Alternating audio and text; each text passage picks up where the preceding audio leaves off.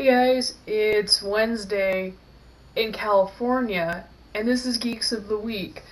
I'm posting late as usual, but I have a good reason this time. I've obviously been sewing madly for ALA, but also I marathoned the Guild today. Yeah, I'd never seen it before, and I have to say I rather enjoyed it. The only thing I didn't really like was their flippant use of the word retarded because I'm PC like that. But there were just so many points in the show where I just stopped and went, this is my life. And it tickled me in the same way Wreck-It Ralph did, where I felt like it was written for people like me, by people like me. And so it's just so hard to find shows and movies like that. So I really enjoyed it for that reason, especially the last episode, which if you've seen it, you know it takes place at a convention.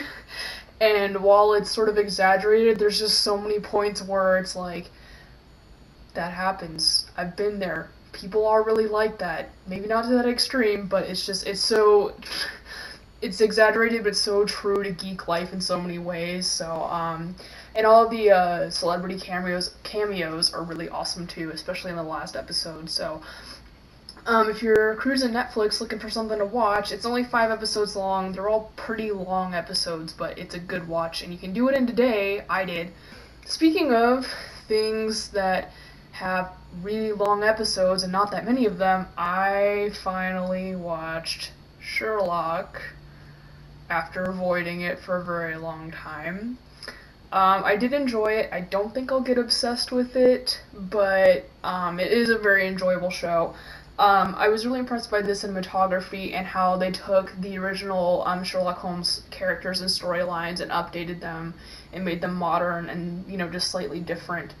I think my favorite episode was, I think it was A Scandal in Belgravia, which was the one I'm thinking of, where Irene Adler makes an appearance and she's a dominatrix, and I'm like, who thinks of this? It's brilliant, it's wonderful, and she's just such a great character, and having her as a dominatrix is just so fitting and just awesome, I guess. I don't know what that says about me, but I really enjoyed that. I think I would have enjoyed the show more if I had actually liked Sherlock himself, which is really strange because I tend to really like characters who are crazy and full of themselves, but for some reason Sherlock was just too douchey even for me. Sherlock, also on Netflix, really good if you're looking to kill time while you're sewing, so yes, moving on. I have 2 questions to answer from the geeks, and I shall do that now. Nikki asked us, like, what presents we got for Christmas that just made us really, really happy. I actually have a couple, both from my mom. I was raised an only child of a single parent, so my mom and I are fortunately really super tight. So she knows me really, really well. So she's able to kind of like veer off from my Christmas list and get me some stuff that is really surprising. So the first thing she got me was it's a used DS Lite. I actually lost mine. I can't find it anywhere. I moved out October 2011, and I haven't seen it since then. So I've been playing Pokemon in like over a year, which really sucks. So she got me a new one, which made me really happy. I lost my black version, unfortunately, but at least now I have something to catch up on the other games on. The other thing she got me was a few things from a designer named Mondo Guerra. If you guys watch Project Runway, you know who Mondo is. I have higher than normal levels of obsession with Project Runway, which is something most people don't know about, I think. But anyway, Mondo was one of my all-time favorite contestants on the show. He has, like, you can see with these socks that I got, it's houndstooth and stripes, which is freaking awesome, but he has this way of, like, mixing patterns like this to where it's not, like, it doesn't make you want to claw your eyes out, and his designs are just really kooky and fun. And he is HIV positive, so he does a lot for HIV awareness and fundraising, which is awesome. And on top of all that, he's just so darn cute. Look at him. Aw, this is actually signed by him. It's fucking awesome. And Steph asked us what our goals for the new year are, and that's emotionally a little bit difficult for me to answer, but I'll give you guys some insight into what's going on up in here. 2012 was just a really, really hard year for me. It was probably the hardest year of my entire life. So basically my goal for 2013 is to not have a shitty year. If that could happen, I'd be really happy. Um, Top of the list for my goals, I guess, is to finally graduate from school. I also want to be more self-sufficient and not need to rely on people so much. I got really burnt by people in the past year, and it felt like I needed them to make myself happy, or I needed other people to make myself better. And, while people can help you with opportunities and stuff, you can't do it with just other people. It has to come from inside yourself. So that's something that I've had to learn and that I've been dealing with. And so I just want to make that a habit in the next year. I want to make that a part of me. I have a lot of goals as far as cosplay goes. I won't bore you guys with all that. But my main one is probably to make something that really makes me feel proud of myself.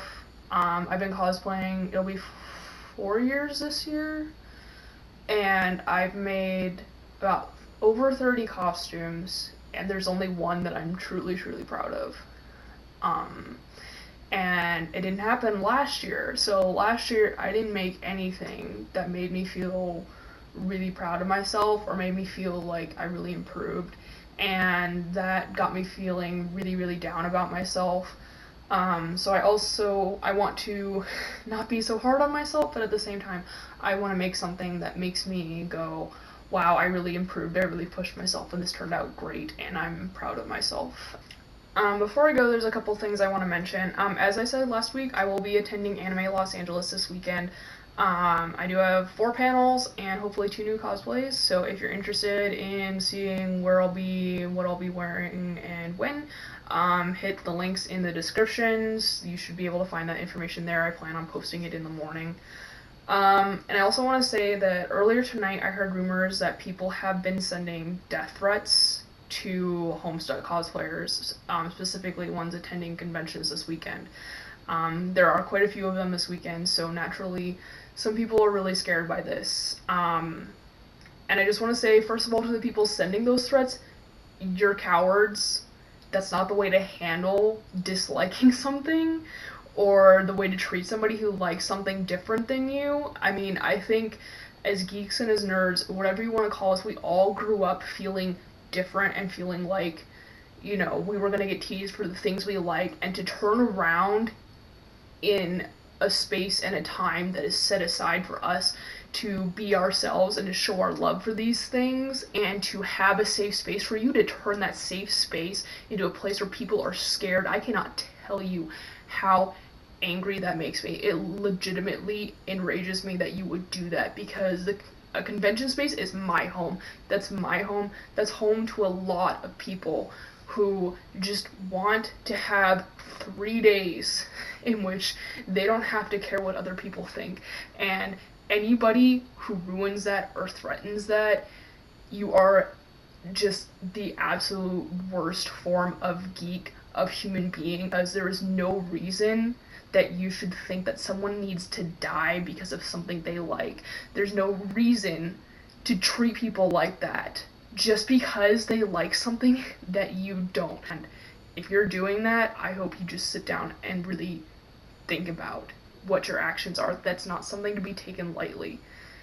And to those of you who maybe feel scared or, just afraid of what's going to happen, I hope that you don't let these people frighten you and keep you from doing what you want to do, but there is absolutely no reason that you should not exercise some caution. So in the comments below, I've included a post from an Anime Los Angeles staff member who is aware of the situation and has provided some really good suggestions for how you can handle yourself at the con to keep yourself safe. Like I said, cons should be a safe space, but there's a lot of crap that can and will happen. So have fun, don't let people scare you, but also be aware and be cautious. There's that really crappy somber note. Before I go, I want to say, Mario, if you're not wearing your Batman Snuggie in your video tomorrow, we're not friends anymore. Enjoy the rest of your week. Make sure to check out the other Geeks videos. Hopefully I'll see some of you guys at ALA, and I'll be back here next week on Geeks of the Week.